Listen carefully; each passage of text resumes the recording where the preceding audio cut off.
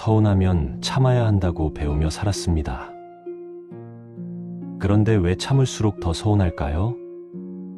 착한 사람일수록 화를 내는 대신 혼자 속으로 사귀는 경우가 많습니다. 그러다 보니 상대방은 자신이 뭘 잘못했는지도 모르죠. 결국 오해만 쌓이고 관계는 점점 어색해집니다. 그런데 여기서 놓치는 게 하나 있습니다. 화를 내지 않고도 상대방이 진심으로 사과하게 만드는 방법이 있다는 걸 말입니다. 과연 어떤 방법일까요? 오늘은 부처님 말씀과 철학자들의 명언을 바탕으로 화내지 않고도 마음을 전하는 지혜로운 소통법에 대해 이야기해 보겠습니다.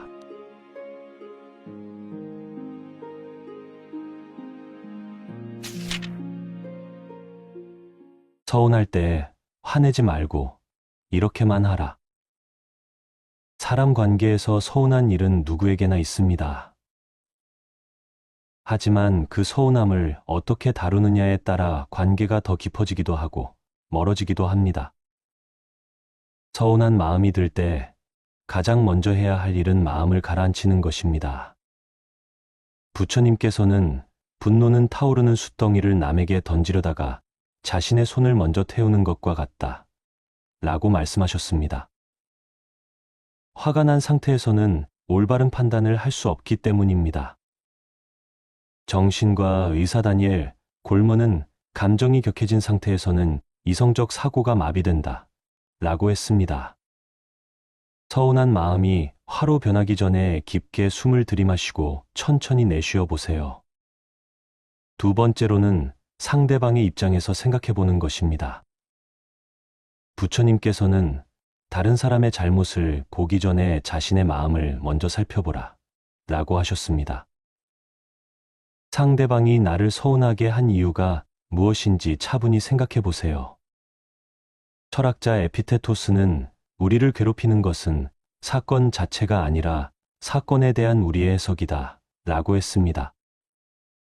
혹시 내가 상대방의 상황을 제대로 이해하지 못했을 수도 있습니다.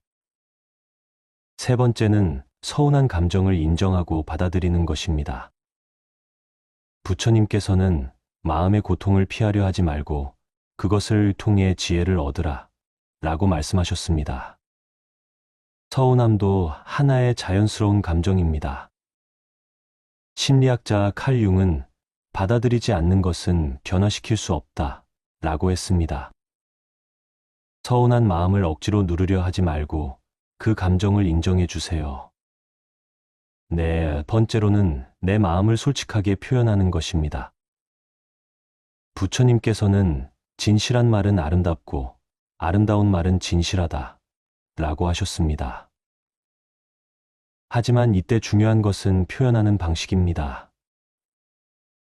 상대방을 비난하거나 공격하는 말이 아니라 내 마음을 담아 전하는 것입니다. 의사소통 전문가 마셜 로젠버그는 비폭력 대화의 핵심은 자신의 감정과 필요를 정확히 표현하는 것이다 라고 했습니다. 다섯 번째는 적절한 때를 기다리는 것입니다. 부처님께서는 모든 일에는 때가 있다 라고 말씀하셨습니다. 서운한 마음을 표현할 때도 타이밍이 중요합니다. 상대방이 여유가 있을 때 마음을 열고 들을 수 있는 상황에서 이야기하는 것이 좋습니다. 철학자 솔로몬은 때를 아는 것이 지혜의 시작이다 라고 했습니다. 급하게 마음을 털어놓기보다는 적절한 순간을 기다려보세요. 여섯 번째는 상대방의 반응을 기대하지 않는 것입니다. 부처님께서는 집착을 버리면 마음이 자유로워진다 라고 하셨습니다.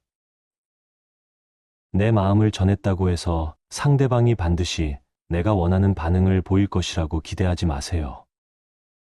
철학자 라오자는 기대하지 않으면 실망하지 않는다 라고 했습니다. 내 마음을 전하는 것 자체에 의미를 두고 결과에 대한 집착을 내려놓으세요. 일곱 번째는 용서하는 마음을 기르는 것입니다. 부처님께서는 용서는 타인을 위한 것이 아니라 자신의 마음을 위한 것이다 라고 말씀하셨습니다. 용서한다는 것은 상대방의 잘못을 인정하는 것이 아닙니다. 내 마음의 평안을 위해 분노와 원망을 내려놓는 것입니다. 심리학자 프레드 루스키는 용서는 스트레스를 줄이고 정신건강을 향상시킨다 라고 연구 결과를 발표했습니다. 8번째는 관계의 소중함을 되새기는 것입니다. 부처님께서는 좋은 것은 인생의 반이 아니라 인생의 전부다 라고 하셨습니다. 서운함 때문에 소중한 관계를 잃는 것은 현명하지 않습니다. 철학자 아리스토텔레스는 친구는 하나의 영혼이 두 몸에 거하는 것이다 라고 했습니다. 관계에서 생기는 작은 오해나 갈등보다 그 관계 자체가 더 소중함을 기억하세요. 9번째는 감사하는 마음을 갖는 것입니다. 부처님께서는 감사하는 마음은 모든 덕의 근본이다 라고 말씀하셨습니다. 서운한 상황에서도 상대방이 나에게 준 좋은 기억들을 떠올려 보세요. 긍정심리학자 마틴 셀리그만은 감사는 행복의 가장 강력한 원동력이다 라고 했습니다. 감사하는 마음이 생기면 서운함은 자연스럽게 줄어들게 됩니다. 마지막으로는 이 경험을 통해 성장하는 것입니다. 부처님께서는 고통은 깨달음의 문이다 라고 하셨습니다. 서운한 경험도 나를 더 성숙하게 만들어주는 기회가 될 수 있습니다. 철학자 니체는 나를 죽이지 못하는 것은 나를 더 강하게 만든다 라고 했습니다. 이런 경험을 통해 상대방을 더 깊이 이해하고 나 자신도 더 넓은 마음을 가질 수 있게 됩니다. 서운한 마음을 표현할 때는 이렇게 말해보세요. 나는 이런 마음이 들었어요 라고 시작하면 됩니다. 당신이 이렇게 해서 나는 서운했어요가 아니라 이런 상황에서 나는 이런 마음이 들었어요 라고 말하는 것입니다. 부처님께서는 부드러운 말은 마음을 움직이고 거친 말은 마음을 닫게 한다 라고 하셨습니다. 예를 들어 친구가 약속을 지키지 않았을 때 너는 왜 항상 약속을 어기니라고 하지 말고 약속이 지켜지지 않아서 나는 조금 서운한 마음이 들었어 라고 표현하는 것입니다. 이렇게 하면 상대방도 방어적이 되지 않고 내 마음을 이해하려고 노력하게 됩니다. 또한 구체적인 상황을 말하는 것이 좋습니다. 항상, 매번 같은 표현보다는 이번에, 그때 같은 구체적인 표현을 사용하세요.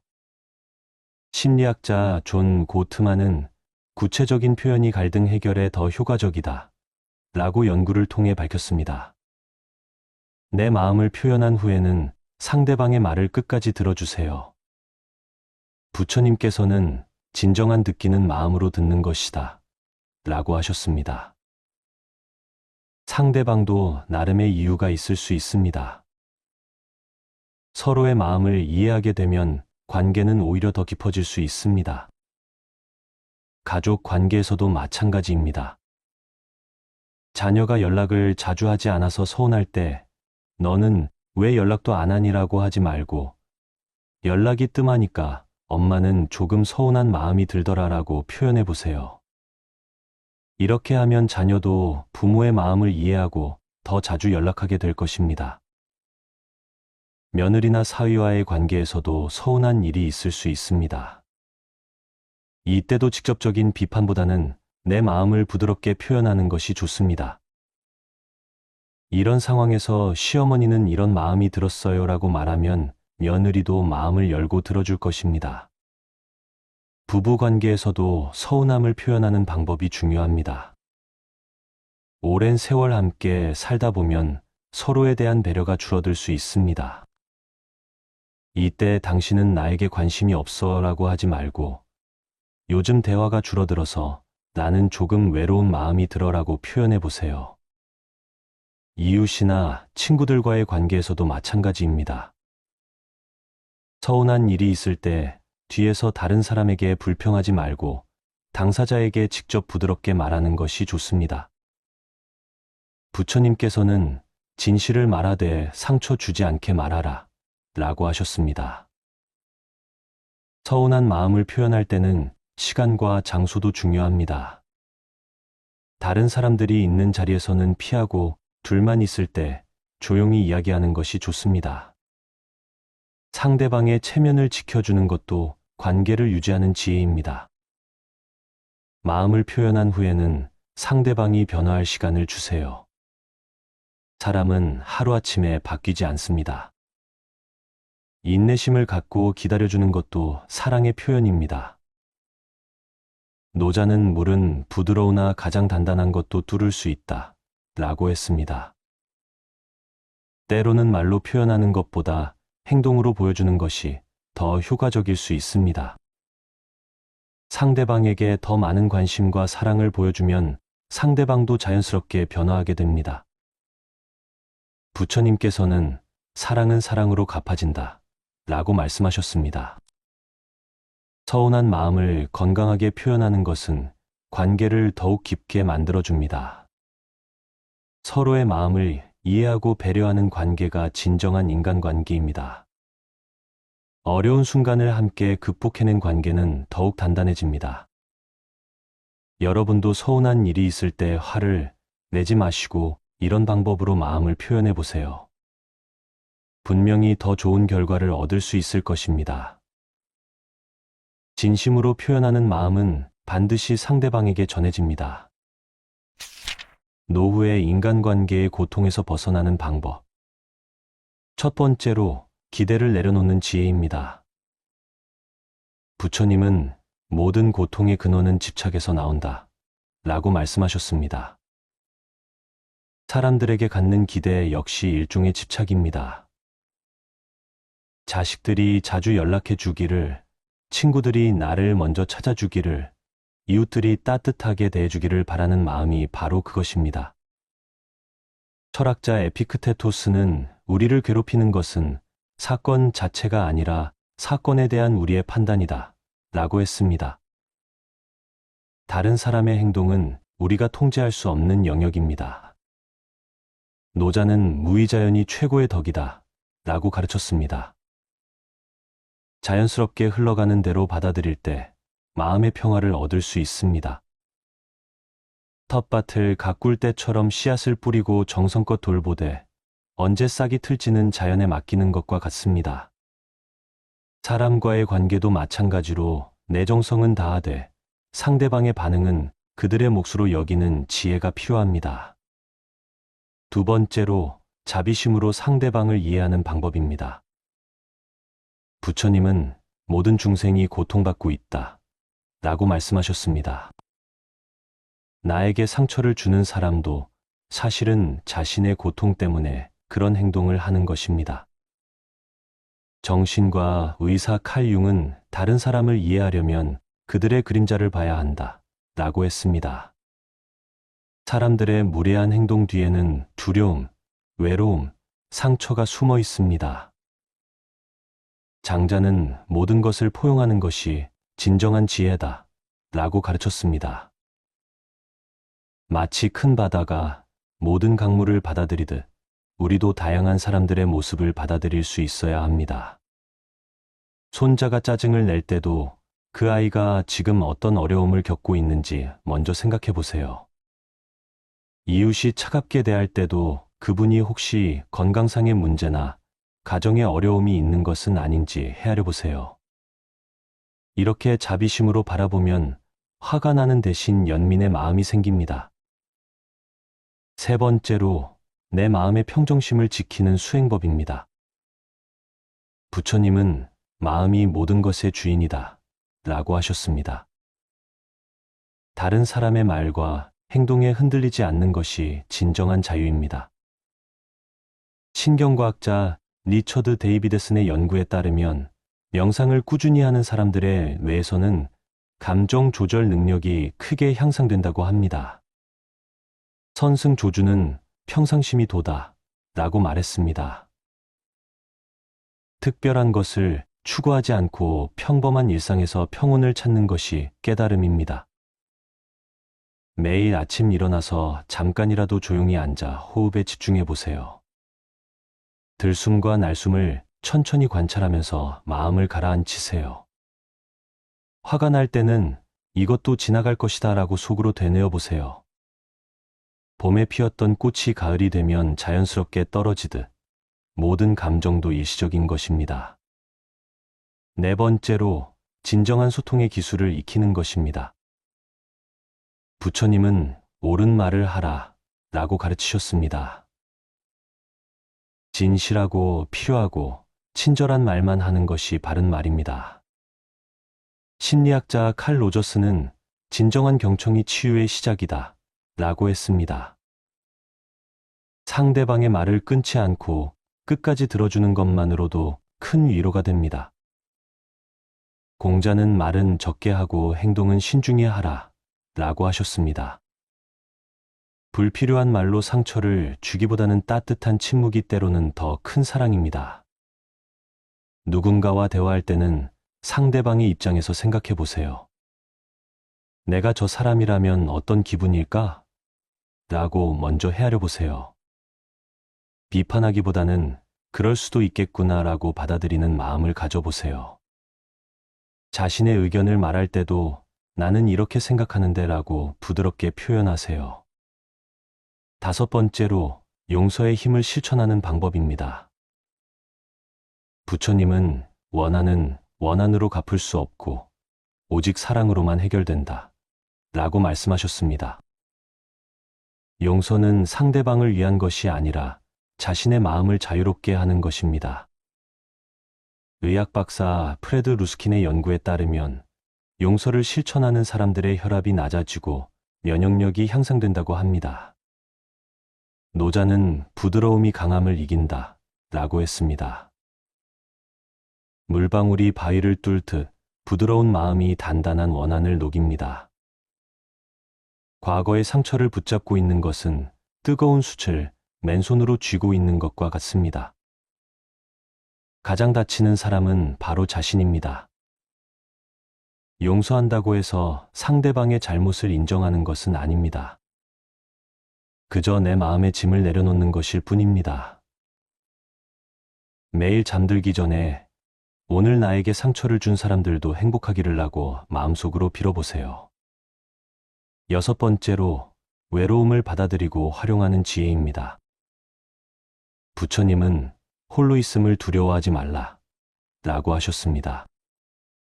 진정한 평화는 혼자 있을 때 찾을 수 있습니다. 철학자 쇼펜하우어는 혼자 있을 수 있는 사람만이 진정으로 자유롭다 라고 했습니다. 다른 사람에게 의존하지 않고도 행복할 수 있는 능력이 진정한 독립입니다. 선승원효는 일치유심조, 모든 것은 마음이 만들어낸다고 했습니다.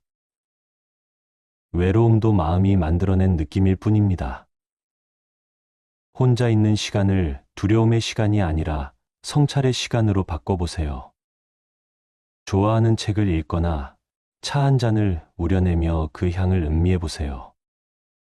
창밖의 나무들이 계절에 따라 변해가는 모습을 지켜보는 것도 큰 즐거움입니다.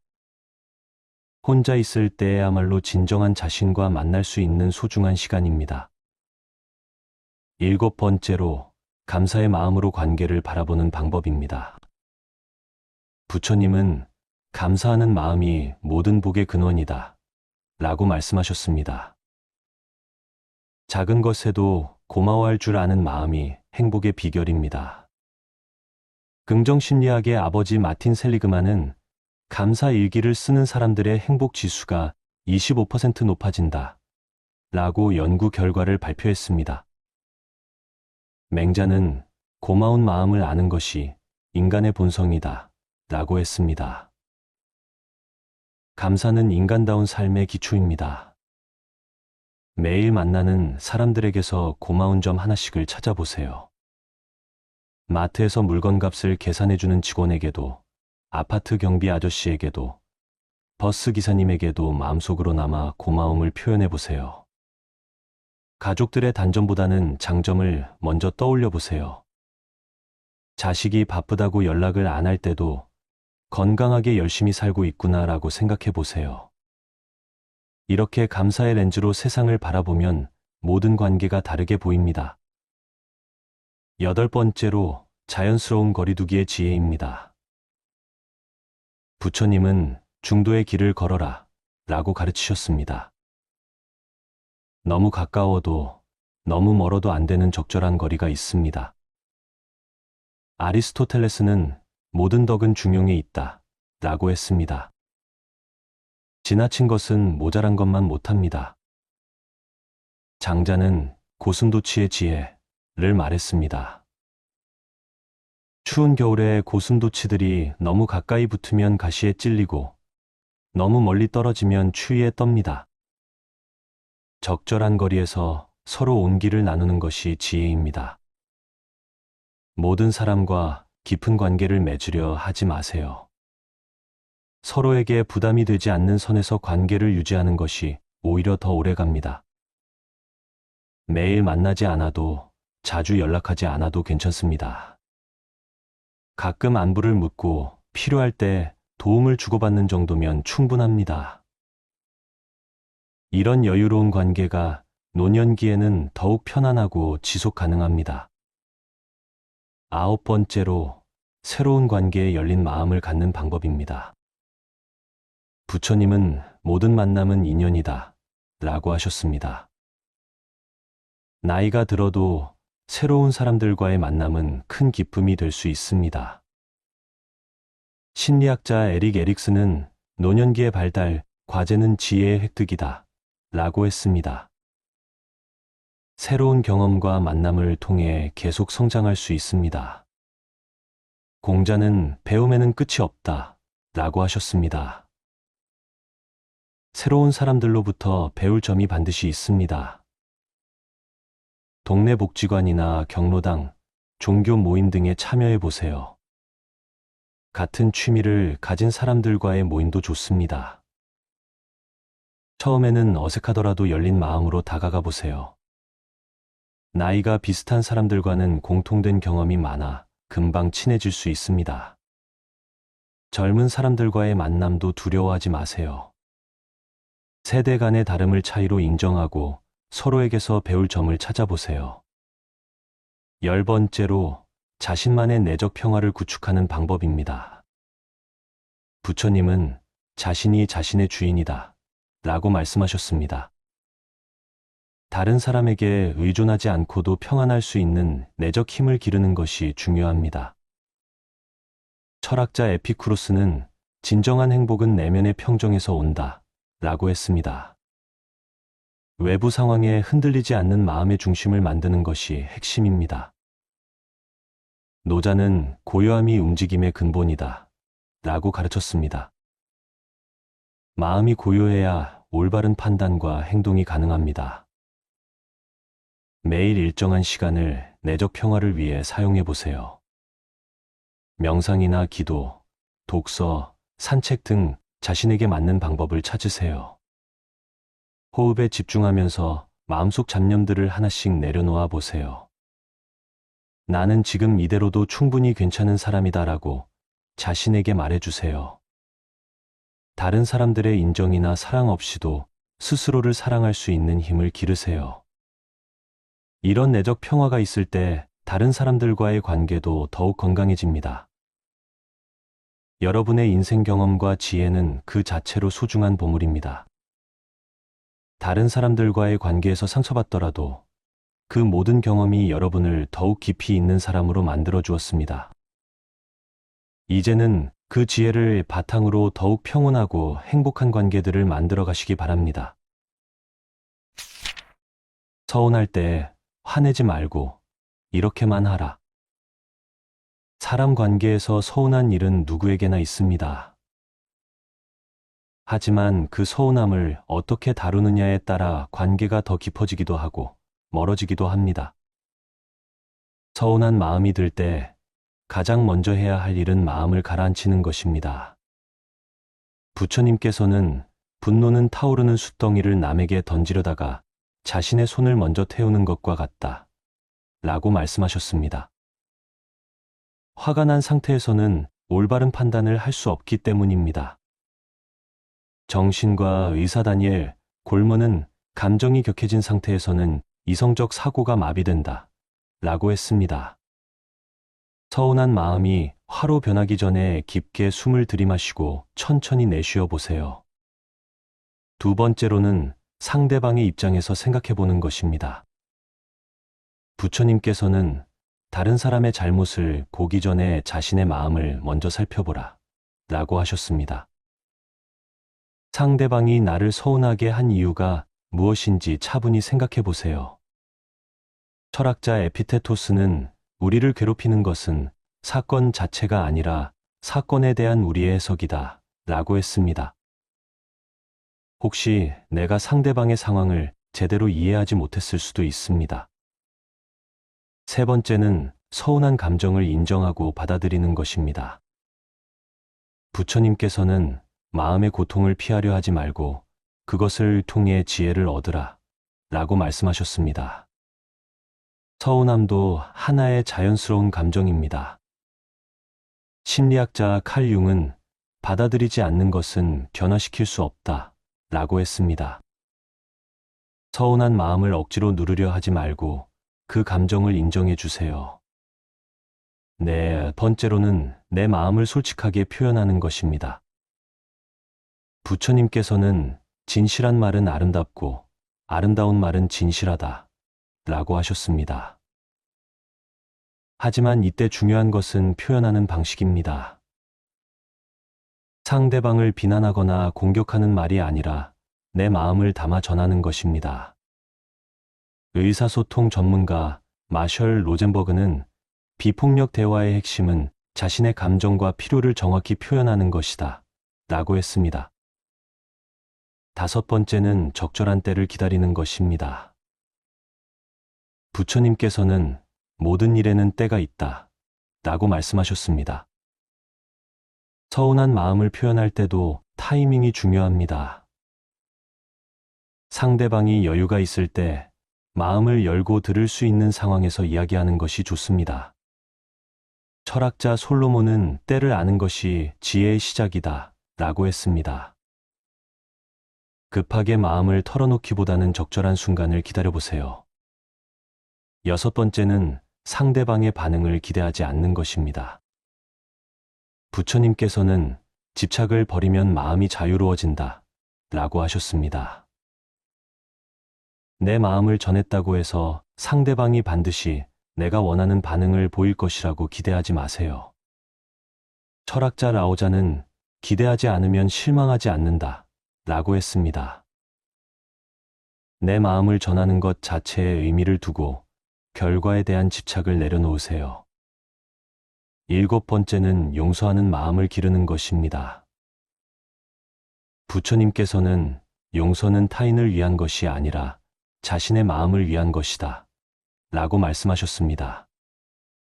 용서한다는 것은 상대방의 잘못을 인정하는 것이 아닙니다. 내 마음의 평안을 위해 분노와 원망을 내려놓는 것입니다. 심리학자 프레드 루스키는 용서는 스트레스를 줄이고 정신건강을 향상시킨다. 라고 연구 결과를 발표했습니다. 여덟 번째는 관계의 소중함을 되새기는 것입니다. 부처님께서는 좋은 것은 인생의 반이 아니라 인생의 전부다. 라고 하셨습니다. 서운함 때문에 소중한 관계를 잃는 것은 현명하지 않습니다. 철학자 아리스토텔레스는 친구는 하나의 영혼이 두 몸에 거하는 것이다. 라고 했습니다. 관계에서 생기는 작은 오해나 갈등보다 그 관계 자체가 더 소중함을 기억하세요. 아홉 번째는 감사하는 마음을 갖는 것입니다. 부처님께서는 감사하는 마음은 모든 덕의 근본이다. 라고 말씀하셨습니다. 서운한 상황에서도 상대방이 나에게 준 좋은 기억들을 떠올려 보세요. 긍정심리학자 마틴 셀리그만은 감사는 행복의 가장 강력한 원동력이다. 라고 했습니다. 감사하는 마음이 생기면 서운함은 자연스럽게 줄어들게 됩니다. 마지막으로는 이 경험을 통해 성장하는 것입니다. 부처님께서는 고통은 깨달음의 문이다. 라고 하셨습니다. 서운한 경험도 나를 더 성숙하게 만들어주는 기회가 될 수 있습니다. 철학자 니체는 나를 죽이지 못하는 것은 나를 더 강하게 만든다 라고 했습니다. 이런 경험을 통해 상대방을 더 깊이 이해하고 나 자신도 더 넓은 마음을 가질 수 있게 됩니다. 서운한 마음을 표현할 때는 이렇게 말해보세요. 나는 이런 마음이 들었어요 라고 시작하면 됩니다. 당신이 이렇게 해서 나는 서운했어요가 아니라 이런 상황에서 나는 이런 마음이 들었어요 라고 말하는 것입니다. 부처님께서는 부드러운 말은 마음을 움직이고 거친 말은 마음을 닫게 한다 라고 하셨습니다. 예를 들어 친구가 약속을 지키지 않았을 때 너는 왜 항상 약속을 어기니라고 하지 말고 약속이 지켜지지 않아서 나는 조금 서운한 마음이 들었어 라고 표현하는 것입니다. 이렇게 하면 상대방도 방어적이 되지 않고 내 마음을 이해하려고 노력하게 됩니다. 또한 구체적인 상황을 말하는 것이 좋습니다. 항상 매번 같은 표현보다는 이번에, 그때 같은 구체적인 표현을 사용하세요. 심리학자 존 고트만은 구체적인 표현이 갈등 해결에 더 효과적이다 라고 연구를 통해 밝혔습니다. 내 마음을 표현한 후에는 상대방의 말을 끝까지 들어주세요. 부처님께서는 진정한 듣기는 마음으로 듣는 것이다 라고 하셨습니다. 상대방도 나름의 이유가 있을 수 있습니다. 서로의 마음을 이해하게 되면 관계는 오히려 더 깊어질 수 있습니다. 가족 관계에서도 마찬가지입니다. 자녀가 연락을 자주 하지 않아서 서운할 때 너는 왜 연락도 안 하니라고 하지 말고 연락이 뜸하니까 엄마는 조금 서운한 마음이 들더라라고 표현해 보세요. 이렇게 하면 자녀도 부모의 마음을 이해하고 더 자주 연락하게 될 것입니다. 며느리나 사위와의 관계에서도 서운한 일이 있을 수 있습니다. 이때도 직접적인 비판보다는 내 마음을 부드럽게 표현하는 것이 좋습니다. 이런 상황에서 시어머니는 이런 마음이 들었어요 라고 말하면 며느리도 마음을 열고 들어줄 것입니다. 부부 관계에서도 서운함을 표현하는 방법이 중요합니다. 오랜 세월 함께 살다 보면 서로에 대한 배려가 줄어들 수 있습니다. 이때 당신은 나에게 관심이 없어 라고 하지 말고 요즘 대화가 줄어들어서 나는 조금 외로운 마음이 들어 라고 표현해 보세요. 이웃이나 친구들과의 관계에서도 마찬가지입니다. 서운한 일이 있을 때 뒤에서 다른 사람에게 불평하지 말고 당사자에게 직접 부드럽게 말하는 것이 좋습니다. 부처님께서는 진실을 말하되 상처 주지 않게 말하라 라고 하셨습니다. 서운한 마음을 표현할 때는 시간과 장소도 중요합니다. 다른 사람들이 있는 자리에서는 피하고 둘만 있을 때 조용히 이야기하는 것이 좋습니다. 상대방의 체면을 지켜주는 것도 관계를 유지하는 지혜입니다. 마음을 표현한 후에는 상대방이 변화할 시간을 주세요. 사람은 하루아침에 바뀌지 않습니다. 인내심을 갖고 기다려주는 것도 사랑의 표현입니다.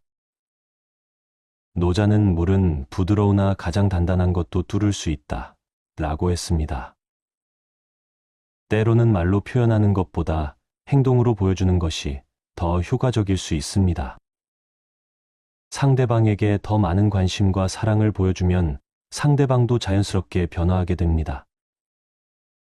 부처님께서는 사랑은 사랑으로 갚아진다 라고 말씀하셨습니다.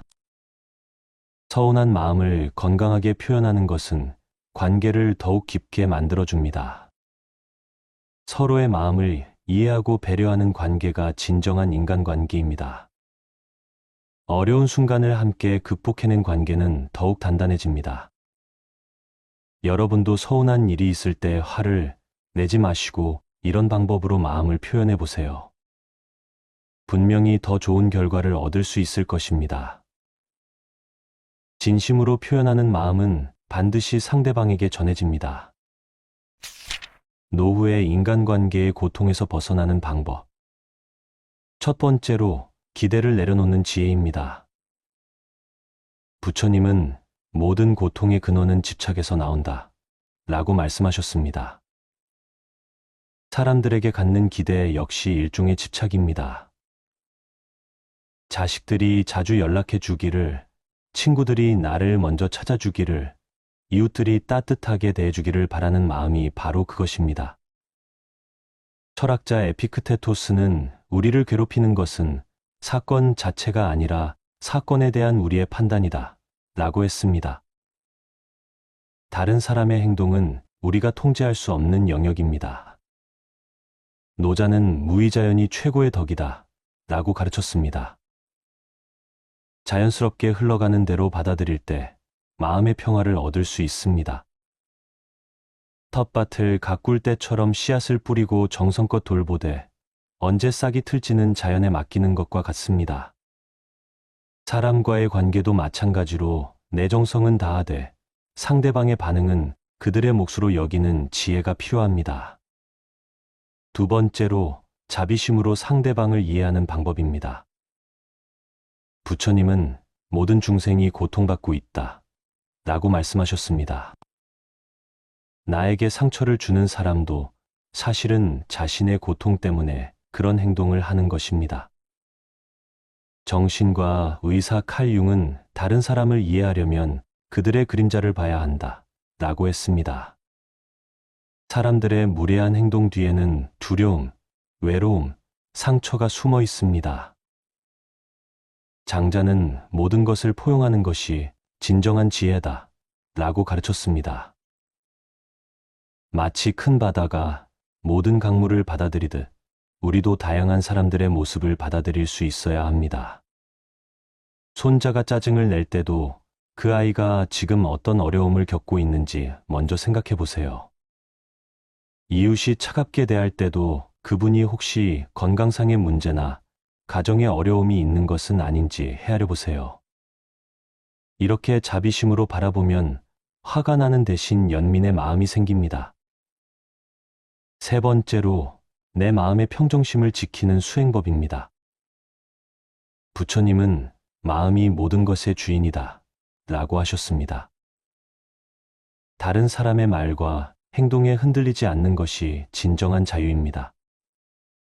신경과학자 리처드 데이비드슨의 연구에 따르면 명상을 꾸준히 하는 사람들의 뇌에서는 감정 조절 능력이 크게 향상된다고 합니다.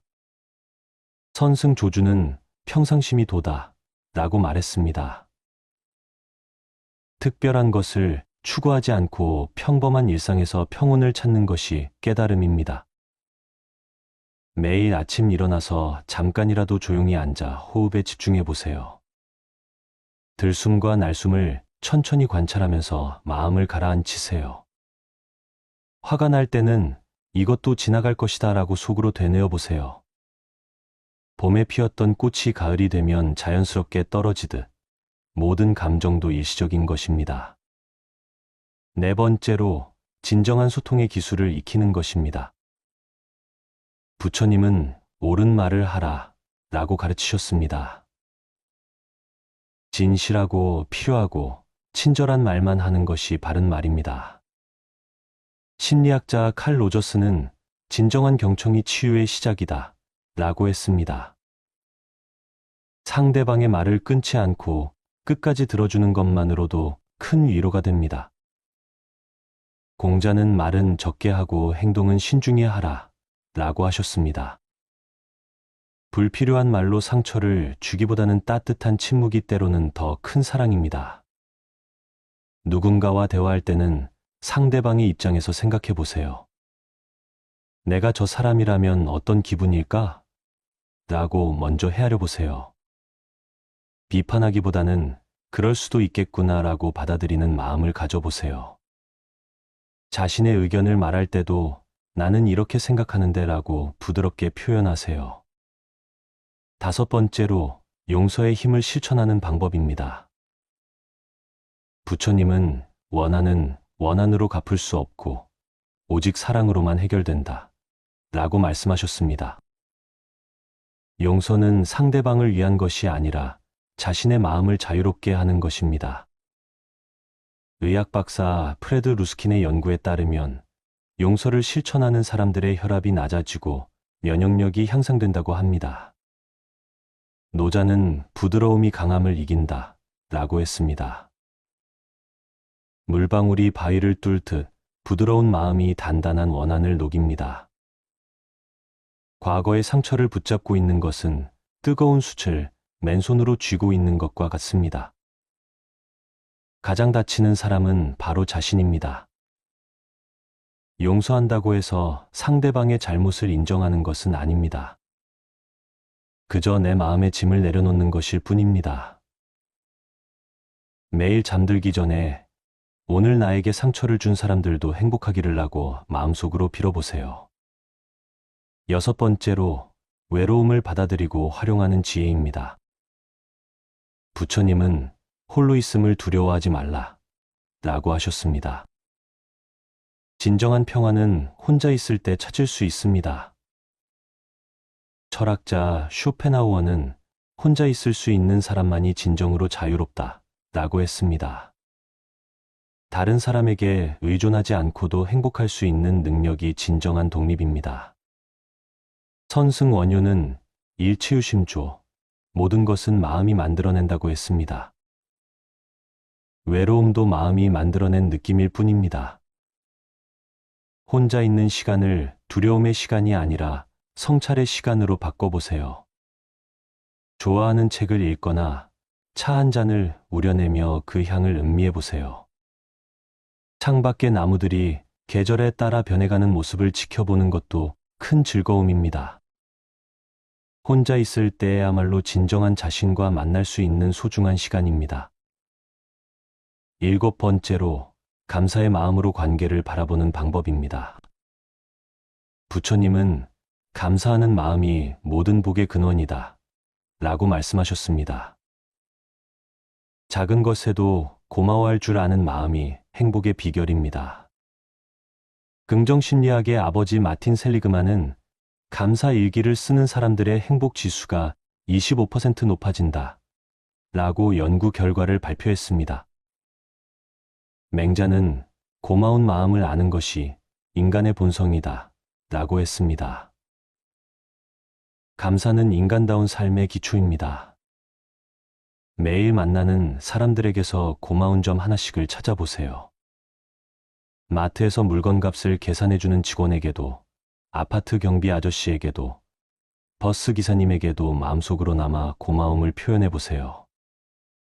가족들의 단점보다는 장점을 먼저 떠올려보세요. 자식이 바쁘다고 연락을 안 할 때도 건강하게 열심히 살고 있구나라고 생각해보세요.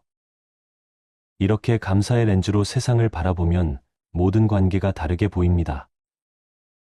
8번째로 자연스러운 거리두기의 지혜입니다. 부처님은 중도의 길을 걸어라 라고 가르치셨습니다. 너무 가까워도 너무 멀어도 안 되는 적절한 거리가 있습니다. 아리스토텔레스는 모든 덕은 중용에 있다 라고 했습니다. 지나친 것은 모자란 것만 못합니다. 장자는 고슴도치의 지혜를 말했습니다.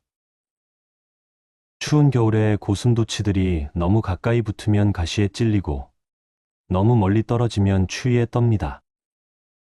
적절한 거리에서 서로 온기를 나누는 것이 지혜입니다. 모든 사람과 깊은 관계를 맺으려 하지 마세요. 서로에게 부담이 되지 않는 선에서 관계를 유지하는 것이 오히려 더 오래 갑니다. 매일 만나지 않아도, 자주 연락하지 않아도 괜찮습니다. 가끔 안부를 묻고 필요할 때 도움을 주고받는 정도면 충분합니다. 이런 여유로운 관계가 노년기에는 더욱 편안하고 지속 가능합니다. 9번째로 새로운 관계에 열린 마음을 갖는 방법입니다. 부처님은 모든 만남은 인연이다 라고 하셨습니다. 나이가 들어도 새로운 사람들과의 만남은 큰 기쁨이 될 수 있습니다. 심리학자 에릭 에릭슨은 노년기의 발달, 과제는 지혜의 획득이다. 라고 했습니다. 새로운 경험과 만남을 통해 계속 성장할 수 있습니다. 공자는 배움에는 끝이 없다. 라고 하셨습니다. 새로운 사람들로부터 배울 점이 반드시 있습니다. 동네 복지관이나 경로당, 종교 모임 등에 참여해 보세요. 같은 취미를 가진 사람들과의 모임도 좋습니다. 처음에는 어색하더라도 열린 마음으로 다가가 보세요. 나이가 비슷한 사람들과는 공통된 경험이 많아 금방 친해질 수 있습니다. 젊은 사람들과의 만남도 두려워하지 마세요. 세대 간의 다름을 차이로 인정하고 서로에게서 배울 점을 찾아보세요. 10번째로 자신만의 내적 평화를 구축하는 방법입니다. 부처님은 자신이 자신의 주인이다. 라고 말씀하셨습니다. 다른 사람에게 의존하지 않고도 평안할 수 있는 내적 힘을 기르는 것이 중요합니다. 철학자 에피쿠로스는 진정한 행복은 내면의 평정에서 온다. 라고 했습니다. 외부 상황에 흔들리지 않는 마음의 중심을 만드는 것이 핵심입니다. 노자는 고요함이 움직임의 근본이다. 라고 가르쳤습니다. 마음이 고요해야 올바른 판단과 행동이 가능합니다. 매일 일정한 시간을 내적 평화를 위해 사용해 보세요. 명상이나 기도, 독서, 산책 등 자신에게 맞는 방법을 찾으세요. 호흡에 집중하면서 마음속 잡념들을 하나씩 내려놓아 보세요. 나는 지금 이대로도 충분히 괜찮은 사람이다라고 자신에게 말해주세요. 다른 사람들의 인정이나 사랑 없이도 스스로를 사랑할 수 있는 힘을 기르세요. 이런 내적 평화가 있을 때 다른 사람들과의 관계도 더욱 건강해집니다. 여러분의 인생 경험과 지혜는 그 자체로 소중한 보물입니다. 다른 사람들과의 관계에서 상처받더라도 그 모든 경험이 여러분을 더욱 깊이 있는 사람으로 만들어 주었습니다. 이제는 그 지혜를 바탕으로 더욱 평온하고 행복한 관계들을 만들어 가시기 바랍니다. 서운할 때 화내지 말고 이렇게만 하라. 사람 관계에서 서운한 일은 누구에게나 있습니다. 하지만 그 서운함을 어떻게 다루느냐에 따라 관계가 더 깊어지기도 하고 멀어지기도 합니다. 서운한 마음이 들 때 가장 먼저 해야 할 일은 마음을 가라앉히는 것입니다. 부처님께서는 분노는 타오르는 숯덩이를 남에게 던지려다가 자신의 손을 먼저 태우는 것과 같다. 라고 말씀하셨습니다. 화가 난 상태에서는 올바른 판단을 할 수 없기 때문입니다. 정신과 의사 다니엘 골먼은 감정이 격해진 상태에서는 이성적 사고가 마비된다. 라고 했습니다. 서운한 마음이 화로 변하기 전에 깊게 숨을 들이마시고 천천히 내쉬어 보세요. 두 번째로는 상대방의 입장에서 생각해 보는 것입니다. 부처님께서는 다른 사람의 잘못을 보기 전에 자신의 마음을 먼저 살펴보라. 라고 하셨습니다. 상대방이 나를 서운하게 한 이유가 무엇인지 차분히 생각해 보세요. 철학자 에피테토스는 우리를 괴롭히는 것은 사건 자체가 아니라 사건에 대한 우리의 해석이다. 라고 했습니다. 혹시 내가 상대방의 상황을 제대로 이해하지 못했을 수도 있습니다. 세 번째는 서운한 감정을 인정하고 받아들이는 것입니다. 부처님께서는 마음의 고통을 피하려 하지 말고 그것을 통해 지혜를 얻으라. 라고 말씀하셨습니다. 서운함도 하나의 자연스러운 감정입니다. 심리학자 칼 융은 받아들이지 않는 것은 변화시킬 수 없다. 라고 했습니다. 서운한 마음을 억지로 누르려 하지 말고 그 감정을 인정해 주세요. 네 번째로는 내 마음을 솔직하게 표현하는 것입니다. 부처님께서는 진실한 말은 아름답고 아름다운 말은 진실하다. 라고 하셨습니다. 하지만 이때 중요한 것은 표현하는 방식입니다. 상대방을 비난하거나 공격하는 말이 아니라 내 마음을 담아 전하는 것입니다. 의사소통 전문가 마셜 로젠버그는 비폭력 대화의 핵심은 자신의 감정과 필요를 정확히 표현하는 것이다 라고 했습니다. 5번째는 적절한 때를 기다리는 것입니다. 부처님께서는 모든 일에는 때가 있다 라고 말씀하셨습니다. 서운한 마음을 표현할 때도 타이밍이 중요합니다. 상대방이 여유가 있을 때 마음을 열고 들을 수 있는 상황에서 이야기하는 것이 좋습니다. 철학자 솔로몬은 때를 아는 것이 지혜의 시작이다 라고 했습니다. 급하게 마음을 털어놓기보다는 적절한 순간을 기다려보세요. 6번째는 상대방의 반응을 기대하지 않는 것입니다. 부처님께서는 집착을 버리면 마음이 자유로워진다 라고 하셨습니다. 내 마음을 전했다고 해서 상대방이 반드시 내가 원하는 반응을 보일 것이라고 기대하지 마세요. 철학자 라오자는 기대하지 않으면 실망하지 않는다 라고 했습니다. 내 마음을 전하는 것 자체에 의미를 두고 결과에 대한 집착을 내려놓으세요. 7번째는 용서하는 마음을 기르는 것입니다. 부처님께서는 용서는 타인을 위한 것이 아니라 자신의 마음을 위한 것이다 라고 말씀하셨습니다. 용서한다는 것은 상대방의 잘못을 인정하는 것이 아닙니다. 내 마음의 평안을 위해 분노와 원망을 내려놓는 것입니다. 심리학자 프레드 루스키는 용서는 스트레스를 줄이고 정신건강을 향상시킨다 라고 연구 결과를 발표했습니다. 8번째는 관계의 소중함을 되새기는 것입니다. 부처님께서는 좋은 것은 인생의 반이 아니라 인생의 전부다 라고 하셨습니다. 서운함 때문에 소중한 관계를 잃는 것은 현명하지 않습니다.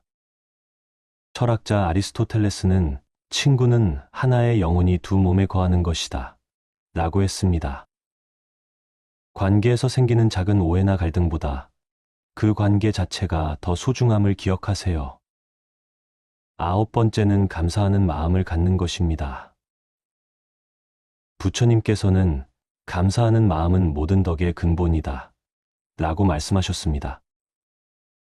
서운한 상황에서도 상대방이 나에게 준 좋은 기억들을 떠올려 보세요. 긍정심리학자 마틴 셀리그만은 감사는 행복의 가장 강력한 원동력이다 라고 했습니다. 감사하는 마음이 생기면 서운함은 자연스럽게 줄어들게 됩니다. 마지막으로는 이 경험을 통해 성장하는 것입니다. 부처님께서는 고통은 깨달음의 문이다 라고 하셨습니다.